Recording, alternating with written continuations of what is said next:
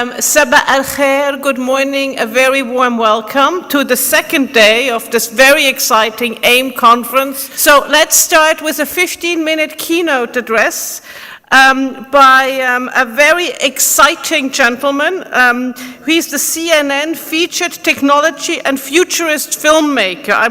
As an economist, I'm always amazed at futurists. His name is Ian Khan, and I'm leaving the podium for him now. Thank you so much, and a very warm welcome to all of you. Day number 2, I know you've been talking about so many different things yesterday and listening to a lot of sessions. This session is different. It's not about FDI, it's not about where the money is coming from or going. It's about none of those things. But it's about what does it take to be successful in an era full of technology? And I'll talk about that in a few minutes. I want to run a quick 60-second video to give you perspective on who I am, and then we're going to move forward. I see the world in a different way, and you need to see what I see. We must recognize that we came from a very good place. As humans, as people, as a society, as a race, we've been amazing so far, and we should love us.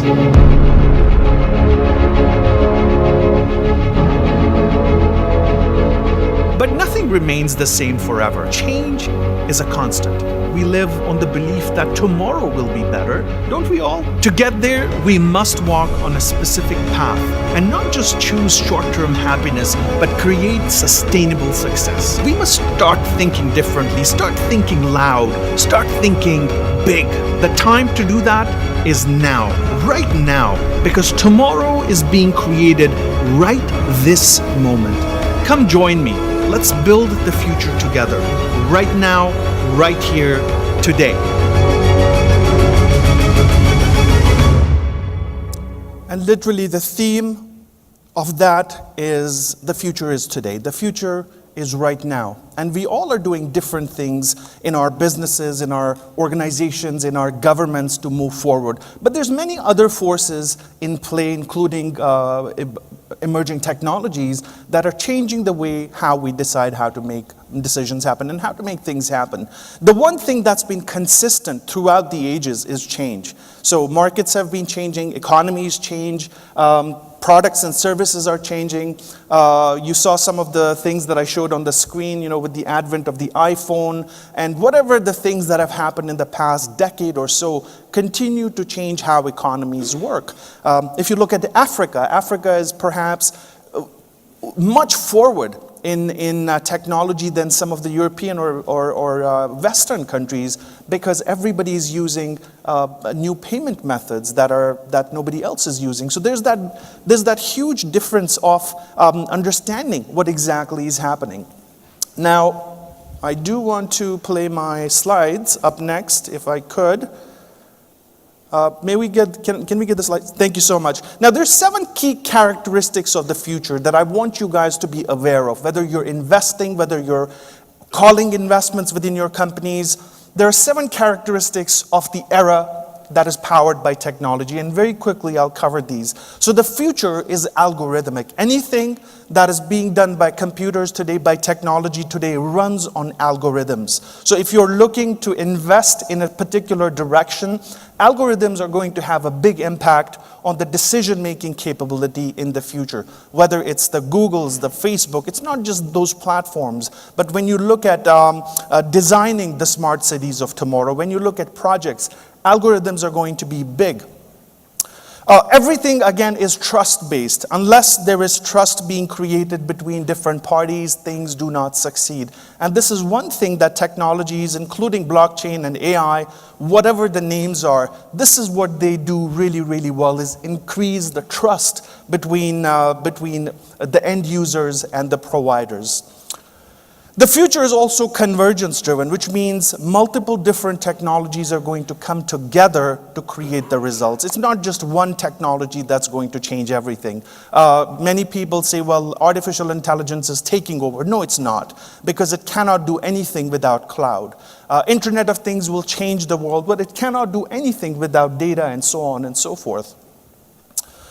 Automation plays a big part in the future. So if you're looking at this future, this tomorrow that you want to be successful in as an organization, as a company, as an investor, you have to look at all these different things, have to make sense. The future is also experiential. There's a huge revolution within retail, as an example, or even healthcare. And I'll show you an example in a few seconds, where it's all about experiences. It's not just about outcomes. It's not just about results, but experiences and how people and consumers go through those things. There's also a possibility that the future will be tokenized, and this is happening in many places in the world today where traditional forms of payment and currencies are being overshadowed by digital currencies, whether it's Bitcoin or Ethereum or whatever comes down the pipeline. The future definitely will have a huge impact because of this tokenization of services and digital currencies. How far that'll go, we don't know yet. And of course, mobility. There are places in the world today where people don't have electricity, but they have mobile phones. And that's the reality. So the future definitely is mobile-based. And every organization, company, vendor, small or large, is designing products and services based on the form factor, based on it being used on mobile devices. And these are 7 characteristics of the future. Let me show you something really cool. Okay, they always talk about revolutions, that, hey, there's a revolution happening, a financial revolution, a technology revolution, many different things. But let me show you how that's changing our lives, how that's changing what we do on an everyday basis. The revolutionary of tomorrow, ladies and gentlemen, the revolutionary of the future is, believe it or not, a device like this, something called a smart toilet. And that smart toilet has virtual reality glasses, it has a camera, it has speaker system, it has all those cool things that you can see. I mean, I know we can laugh about this, but here's what it's doing. You can see an app that complements that toilet. And that app literally replaces many service providers behind your everyday life. It could replace an entire healthcare system. Content analysis, that's your entire medical laboratory system that we have to wait for days or weeks to go to our doctor, to get a written requisition, to do those tests. But now, can it be done instantly? Really? That's revolutionary. Diet suggestions, it's replacing your entire nutritionist, your dietitian. Now you get diet recommendations every morning. Is that real? Contact your physician in case something is wrong, so on and so forth. And best of all, track your friends. Hey, where would we be without that? But this is how technology is changing our lives, by replacing trust that we have in other services and really creating an experience around a simple thing such as a toilet. What else is happening in this world that we should be aware of? They say that technology is growing at an exponential pace. And this is reality. This graph is based on the real things that are out there. This is not a made-up thing. I'm not going to go back 100 years ago, but clearly if you can see on the top, the time frame between different innovations has been decreasing. Between the agricultural revolution and the first industrial revolution is about 8,000 years. Between the first industrial revolution to the invention of the light bulb, it's about 120 years. Between the light bulb and the moon landing, it's about 90 years. Moon landing and World Wide Web, 22 years. And World Wide Web to decoding the human genome is just 9 years. So the time period we needed to do really dramatic things has been decreasing. And this has been happening because technology feeds on itself. According to Toffler, this is what technology does. It accelerates the pace of innovation. So how do you figure out what's happening in your countries, your regions, that's going to accelerate innovation? If some of you are working on smart cities as an example, and that's one of the themes that's been ongoing during the conference, how do you not know that your city could have an explosion of innovation in the next 2 to 3 to 5 years? Because technology is moving at a really, really rapid pace, and this is reality. So be ready for that explosion of startups, of the new generation, of companies innovating. And I think all of them need fuel. All they need is fuel. Now, time is limited, and I want to talk about the 7 key things, whether you're an organization or you're an investment company, you're seeking investment. There's 7 qualities, there's 7 must-haves for anybody to be successful in this era of technology. And if you have these 7 things and you invest in that company that has these 7 things, then you're good. If you want to be a successful company, an organization, a government, you must incorporate these 7 things within your organization. And that's how it goes. It's a process for success. First one, the future is about engagement. The future is beyond just selling a product or a service.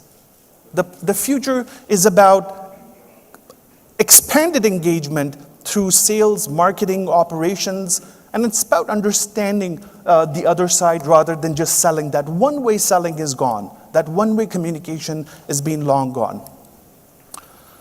Number 2, accountability. If an organization doesn't have universal accountability, then it's a sure step for failure. So you've got to create accountability no matter what you do. The future is also about learning. If you haven't thought about learning about technology, then something is wrong. You've got to constantly learn about things that scare you. How many of you are afraid of blockchain here? You don't know nothing about it. Please be brave and raise your hands. We have a few people who want to raise their hands. And so if you don't know about it, go and learn about it. And that's how you will continue this chain. The future is also about collaboration. For cities, I work across a lot of different governments across the world, from Estonia to Denmark to UAE.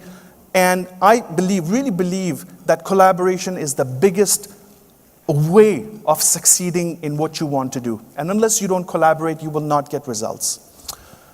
The future is also about people. Success has always been about people, but I think somehow, somewhere, we overworked ourselves to death. We are continuing to do that in some societies and some cultures. And I think we haven't reached that balance yet. And we often get surprised by the fact that millennials want a different way of life and the next generation wants something different. They don't want anything different. They want what we all want, is to be happy, to be successful, and to do the things that we all love.